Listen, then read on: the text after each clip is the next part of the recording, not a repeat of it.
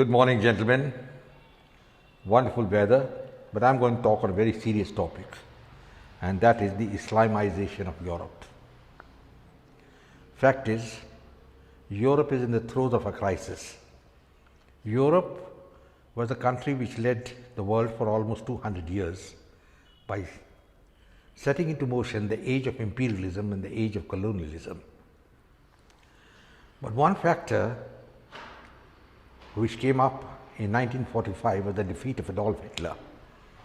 Hitler upset the entire apple cart of imperialism and colonialism, and though he was defeated, he was like Goliath, and he brought down the entire edifice of imperialism and colonialism.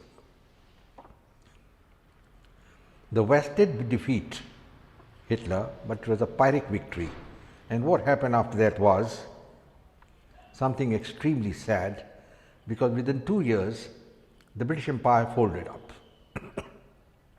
Don't know, this can't be denied. The French lasted a little longer, but they were defeated in Vietnam and Algeria, and they ran away. So the age of empires ended.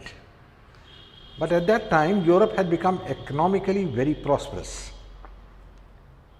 And when you become prosperous, you become lazy and indolent and don't want to do the menial work. At the same time, you don't want to have too many children. You don't want responsibility. And this is what happened in Europe. What began to happen after that was that the European population began to age. The older people began to become more and more. There were no younger people available because the birth rate became very low. Now, to sustain a population, you must have a birth rate of 2.1. And the European birth rate is much below that figure. In some of the countries, it's 1.2 and 1.3. So the population is not being sustained. And when you don't have younger people, the question arises, who's going to do the menial work? The sweepers, the janitors, the cleaners, who's going to do that work? And the Europeans didn't have anybody, and they opened the doors to migration. They allowed migration to take place. And historically, whatever happened was that most of the migrants who came in were from the Muslim world,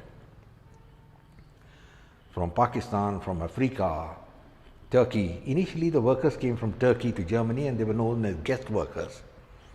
And this became a steady stream. Now, I'll give you an idea that there's a video on YouTube where the Imam of the Al-Aqsa Mosque in Jerusalem has exhorted the young men who are going to Europe to fertilize the European women. He says, we will fertilize them because the white man is not able to do it. It's a very dangerous thought.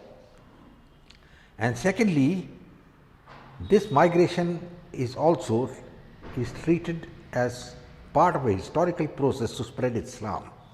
It is looked down very favorably in Islamic literature and culture, where it has been mentioned that colonialization and spread of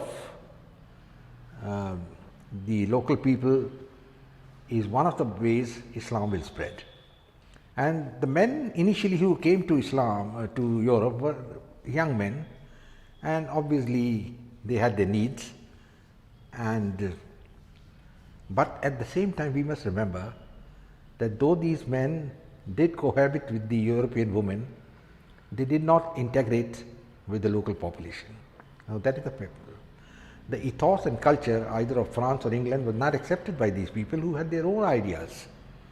And the net result is that these people began to have their own ghettos, their own culture, and in France itself, or in Germany, or in England. In Sweden, I am told there are certain ghettos which have been set up by these people, and the Swedish police is scared to go there inside those ghettos. They have their own laws and their own way of life. How much of integration these people have with the French, for example, is when the recent football match between France and Morocco, when the French won and Moroccans were defeated, those Moroccan minority community members who had been in France for years began rioting. They didn't like France to win, though they were French citizens. Even if you look at the French team, Out of 11 French players, only 3 were ethnic French. That is in their football team. And out of the reserve, they had 8, I think, only 1 was a French ethnic.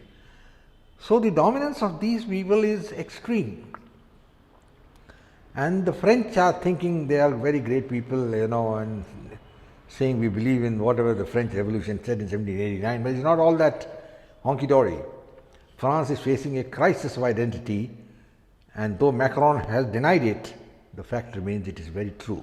This identity is something which they have not been able to pin onto the migrants, who have their own identity, Islamic identity, pan-Islamism.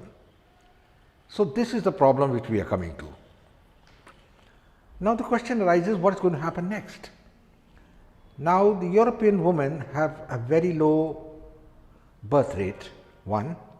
Number two, the Muslims who are coming in have the highest birth rate in the world.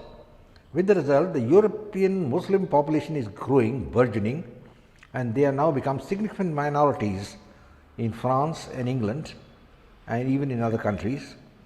And the other people do not know what to do, the Europeans in particular.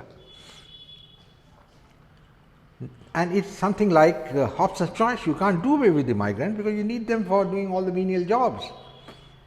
At the same time, you don't know what to do, because these people don't accept the ethos and the culture of Europe. Now we must remember that even Christianity there in Europe is losing its hold. I was reading somewhere, that in France only 46% in the last census professed they were Christian. So that means they have become Christians are in a minority. And the same thing is continuing all over. Probably now with the advent of prosperity, people feel religion is having a second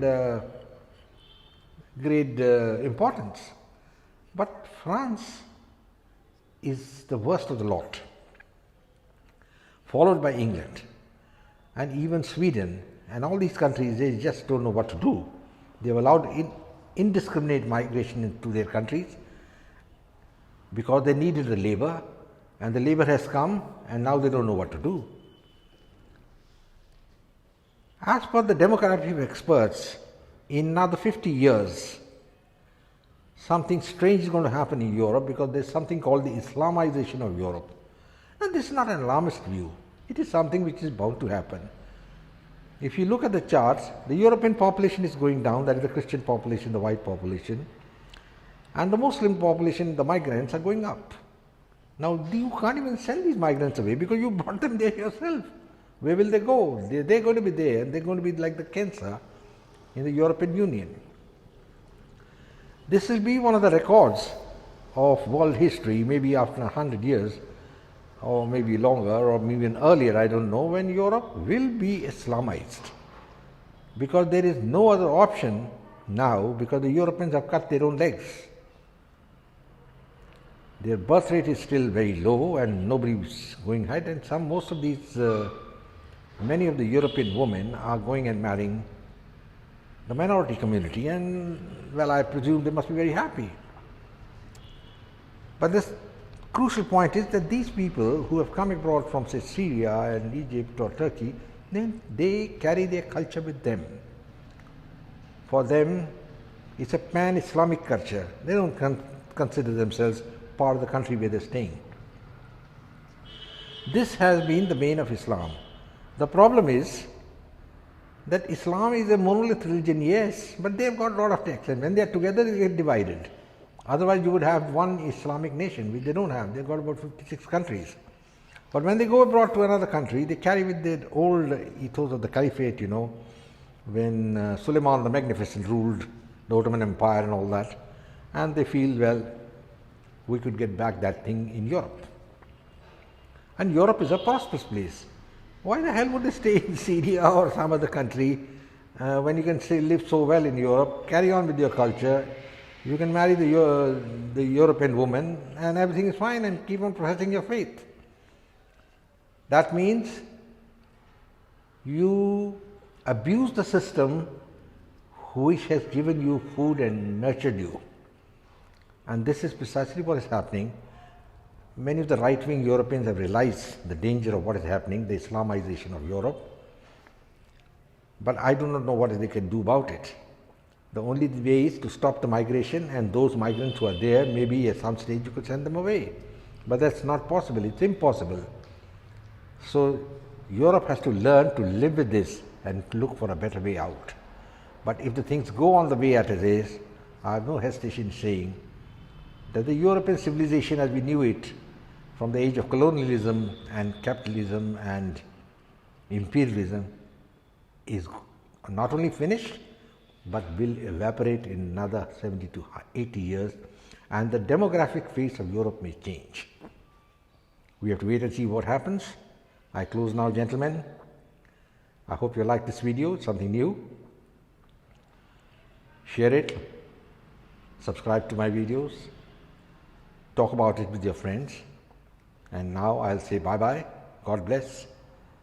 Jai Hind. Glory to India.